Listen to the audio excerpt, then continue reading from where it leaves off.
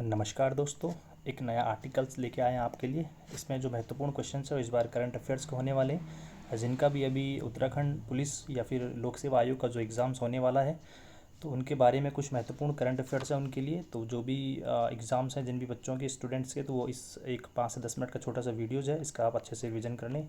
इसमें से कई क्वेश्चंस आने की संभावनाएं हैं, तो आप इनको एक बार हम चेक कर लेते हैं क्या क्या क्वेश्चंस हैं। तो इसमें पहला क्वेश्चन है हमारे पास करंट अफेयर क्या है इस समय, कि ऋषिकेश देश की पहली हेली एम्बुलेंस सेवा शुरू करने वाला पहला राज्य या पहला एम्स भी बना है यहाँ पे। तो उत्तराखंड में जो ऋषिकेश एम्स है हमारा, वो हेली एम्बुलेंस सेवा निःशुल्क शुरू करने वाला भारत का पहला ऐसा राज्य और हॉस्पिटल भी बन गया है। और इस जो हेली एम्बुलेंस सेवा है इसके लिए एक संजीवनी योजना शुरू करी गई थी। तो संजीवनी योजना के तहत हेली एम्बुलेंस सेवा निःशुल्क शुरू करने वाला उत्तराखंड एम्स जो है पहला ऐसा हॉस्पिटल्स बना है हमारे पास। कई बार क्वेश्चन पूछ लेता है कि पहली बार एम्स की स्थापना कब हुई थी। तो एम्स जो बना था हमारे पास वो 1956 में बना था। सबसे पहले दिल्ली वाला जो एम्स था हमारे पास, तो सबसे पहला एम्स दिल्ली है हमारा। तो इसी के बारे में यहाँ पर जानकारी दी गई है। क्वेश्चन नंबर 2 है हमारे पास, जो एम्स था उसी का एक सेंटर जो है इस समय कुमाऊँ रेंज में भी खोला जा रहा है। तो कुमाऊँ के किच्छा में जो है इसका पार्ट 2 यानी आप बोल सकते हो सैटेलाइट सेंटर खोला जा रहा है एम्स का। तो एक गढ़वाल में ऋषिकेश में हो जाएगा और कुमाऊँ में जो है हमारा किच्छा उधम सिंह नगर में है हमारा। वहाँ पर एक फॉर्म है खुर्फिया फॉर्म, उसमें आपके पास जो है इसका हाल ही में काम चल रहा है। तो 2025 ही बताया गया कि संपन्न हो जाएगा 2025 तक, तब तक हम इसका इंतज़ार करते हैं। क्वेश्चन नंबर 3 है आपके पास, और यूसीसी से जुड़ा हुआ क्वेश्चन है, काफ़ी चर्चा में है यूसीसी इस समय। तो इसमें सबसे इंपॉर्टेंट क्वेश्चन यही है कि उत्तराखंड जो है यूसीसी लागू करने वाला स्वतंत्र भारत का पहला राज्य भी बना है। छोटा सा राज्य है पर यूसीसी लागू करने के बाद काफ़ी सम्मान इनको मिला है यहाँ पे।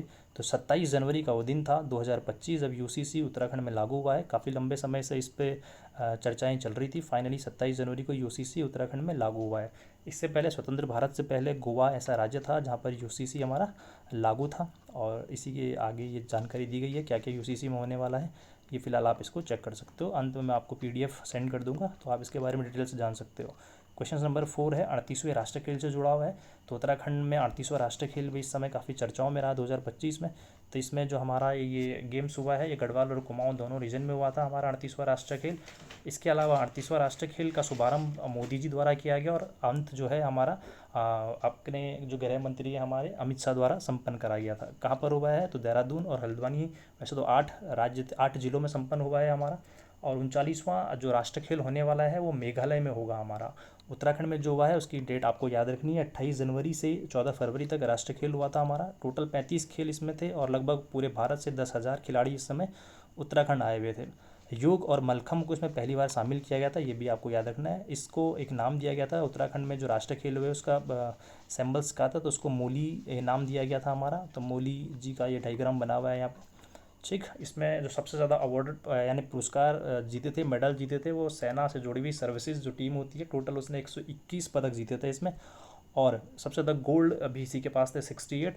दो क्वेश्चन आ सकते हैं आपके पास, एक तो सबसे ज़्यादा पदक किसने जीते, तो सबसे ज़्यादा पदक जीते हैं महाराष्ट्र ने टोटल 201, और सबसे ज़्यादा गोल्ड जीते हैं सर्विसेज ने 68 आपके पास। उत्तराखंड जो है इन खेलों में 7वें स्थान पर था। टोटल 24 गोल्ड मेडल हमने इसमें जीते थे।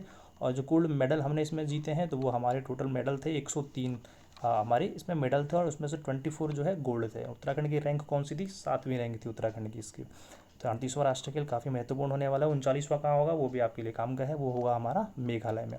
नेक्स्ट क्वेश्चन है, हाल ही में मोदी जी ने जो है उत्तराखंड में अपने उत्तरकाशी की यात्रा करी थी। वहाँ पर वो गंगोत्री धाम का जो शीत निवास स्थान है वहाँ पर गए थे। और शीत निवास स्थान आपको याद होना चाहिए कहाँ पर है, तो ये है इनका शीत निवास स्थान मुखवा। मुखवा में जो है गंगोत्री धाम की पूजा करने के बाद उत्तराखंड में जो शीत निवास टूरिज़्म होता है, शीत टूरिज़्म सर्दियों का जो पर्यटन होता है उसको बढ़ावा देने के लिए यहाँ पर मोदी जी द्वारा एक गढ़वाली शब्द था घाम तापो, और विंटर टूरिज़्म इसके तौर पे जो है विंटर टूरिज़्म को यहाँ पूरी भारत में सपोर्ट कराया गया। तो विंटर टूरिज़्म के लिए एक नारा दिया गया घाम तापो टूरिज़्म के लिए, ना टूरिज़्म के नाम से। ठीक, नेक्स्ट क्वेश्चन है हमारा यहाँ पे। क्वेश्चन नंबर है अगला, पहली बार उत्तराखंड में जो बजट लॉन्च हुआ है, बजट आया है इस साल का, तो वो लगभग इस बार जो है 1 लाख करोड़ रुपए को पार कर गया।